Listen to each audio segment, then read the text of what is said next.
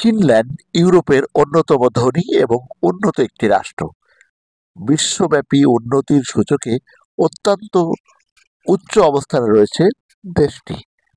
ফিনল্যান্ডের Helsinki শহরে যে পর্যটনের যেসব ব্যবস্থা রয়েছে সেইগুলি আজকে আপনাদেরকে নিয়ে দেখাবো, এবং চলুন আমাদের রহমান মৃধা সাহেবের পাঠানো ভিডিও চিত্রে আমরা দেখে আসি হেলসিঙ্কি শহরের পর্যটনের ব্যবস্থা, সেখানকার লোকজন, রাস্তাঘাট, খাবার দাবার, হোটেলগুলি কিভাবে চলে সে সম্পর্কে প্রত্যক্ষ ধারণা নেবেন রহমান মৃধা সাহেবের ভিডিও চিত্র থেকে। আজ হেলসিঙ্কিতেও ওয়েদার খুব চমৎকার। সারাদিন হেলসিঙ্কি ট্রাভেল করলাম, ঘুরলাম অ্যারাউন্ড। সাথে ছিল আমাদের এক বড় ভাই, সারার ভাইয়ের সঙ্গে লাঞ্চ হলো একসঙ্গে, কিছুক্ষণ সময় কাটালাম।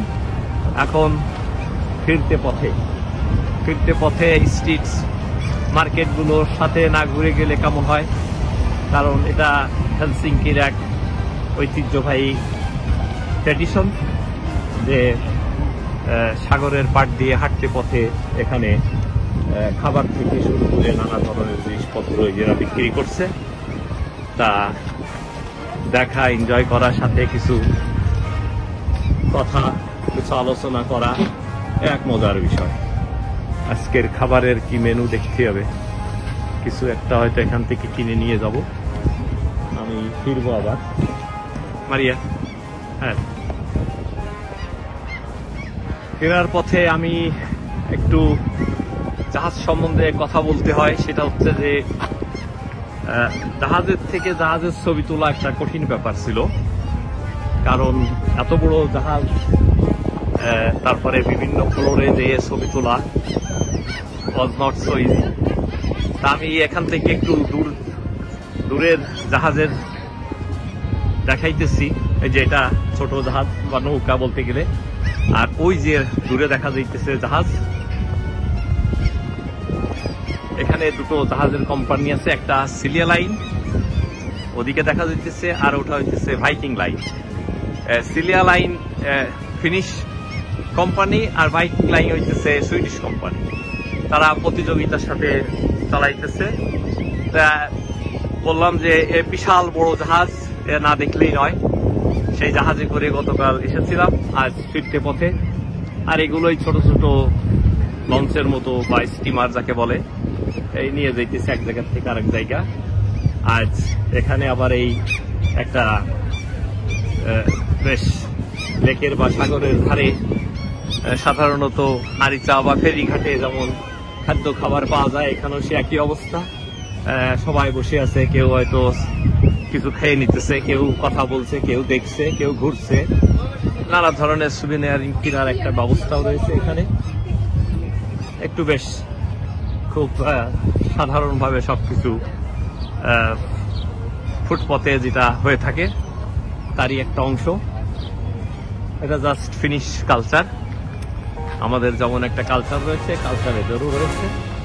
পার্থক্য হয়তো বা দাম একটু বেশি, আর কেউ কেউ জোর জুলুম করছে না, যার যেটা ভালো লাগছে কিনছে, দামাদামির কোনো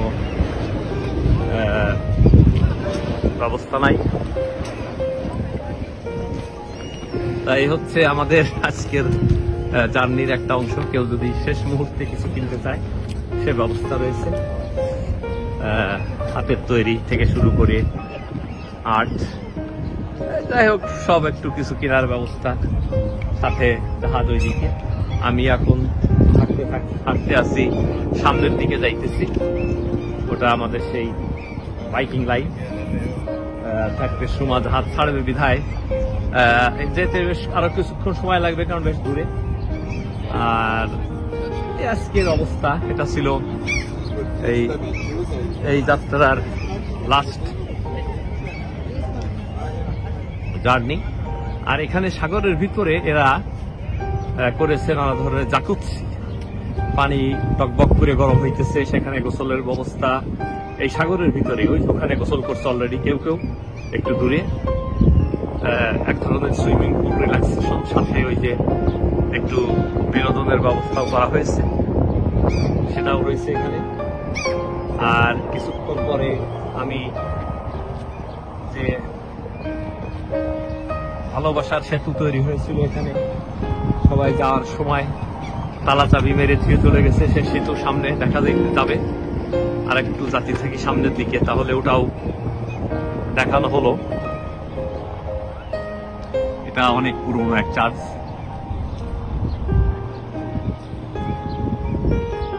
আমি মারিয়া পিছনের দিকে, সেজন্য একটু দেরি করতেছি। সাথে আমি ভালোবাসার তালাটাও দেখাবো, যে পৃথিবীর বিভিন্ন দেশ থেকে মানুষ যখন এখানে আসে, তারা এখানে এই ছোট্ট ব্রিজ যখন পার হয়, অনেকেই একটা মেমোরি রেখে গেছে এখানে। হয়তো প্রবেশ করেছিল বন্ধু তার বান্ধবীকে, বান্ধবী তার বন্ধুকে, স্বামী তার স্ত্রীকে, হতে পারে। তখন একটা তালা কিনে এখানে চাবি রেখে চাবি এই পানিতে ফেলে দেয়। জাস্ট যে কাইন্ড অফ লাক, যে আজীবনের জন্য তারা বন্দী হয়ে থাকবে একে অপরের সাথে। এই কারণে একে বলা হয় ভালোবাসার সেতু। আর তালা চাবি কি পরিমাণ মারা হয়েছে দর্শক! এটা শুরু ফ্রান্সে হয়েছে, এর শুরু সব জায়গায় আছে, আমাদের সুইডেনেও আছে। তবে এখানে বেশ মজার যে এটা বেশি বড় না, তবে এখানে পাওয়া যাবে। আমার সাথে যারা আসছে তারা ফাঁকিবাজ, কেউ তালা চাবি মেরে রেখে যায়নি, শুধু ঘুরে গেছে মনে হচ্ছে। কারণ যারা এখানে আমার সাথে আসছে কেউ দেখছি না, যারা সুইডিশ তারা আবার রেখে গেছে। তা আমার এই আজকের আলোচনার শেষ অংশ সেই ভালোবাসার সেতু থেকে। যে যেখানে, সবাইকে শুভেচ্ছা শুভকামনা হেলসিঙ্কি থেকে। যাবার বেলায় হেলসিঙ্কিকে জাস্ট জাহাজের উপর থেকে দেখা যাইতেছে, একেবারে সাগরের পাড় দিয়ে গড়ে ওঠা হেলসিঙ্কি। হেলসিঙ্কির ভিতরে রয়েছে কিছু চার্চ, রয়েছে মল, শপিং মল, সাথে এক বিশাল জাহাজ তো নয়, এক জাম্বু। এই জাহাজে রয়েছে এমন কোনো জিনিস যা পাওয়া যাবে না। তারপরে গোটা বিশ্বের এক বিস্ময়কর ঘটনা ঘটে চলছে এই জাহাজে। নানা জাতির, নানা বর্ণের, নানা ধর্মের মানুষের বসবাস ফিনল্যান্ডে। সামনে রয়েছে আর একটা জাহাজ, এটা সিলিয়া লাইন। মূলত দুটো জাহাজের কোম্পানি এই রুট দিয়ে জাহাজ চালায়, একটা ফিনিশ কোম্পানি সিলিয়া লাইন, আর আমি এই মুহূর্তে দাঁড়ায় আছি ভাইকিং লাইন, এটা সুইডিশ। তা এই যে দুটোই একসঙ্গে ছাড়বে এবং আগামীকাল সকালে 10টায় আমরা ল্যান্ড করব স্টকহোম। তা এই বিশাল বিখ্যাত জাহাজের ভিতরে বললাম যে বড় বড় ট্রাক থেকে শুরু করে গাড়ি, তারপরে বোটও দেখলাম, ছোট ছোট বোটের ভিতরে ঢুকে গেছে। কারণ ফ্লোর প্রায় 16-17টা ফ্লোর, মানুষের বসবাস আছে, তারপরে নিচেই মালামালের ট্রান্সফারের বসবাস রয়েছে। সব মিলে প্রতিনিয়ত এই জাহাজ আসা যাওয়া করছে সুইডেন টু হেলসিঙ্কি।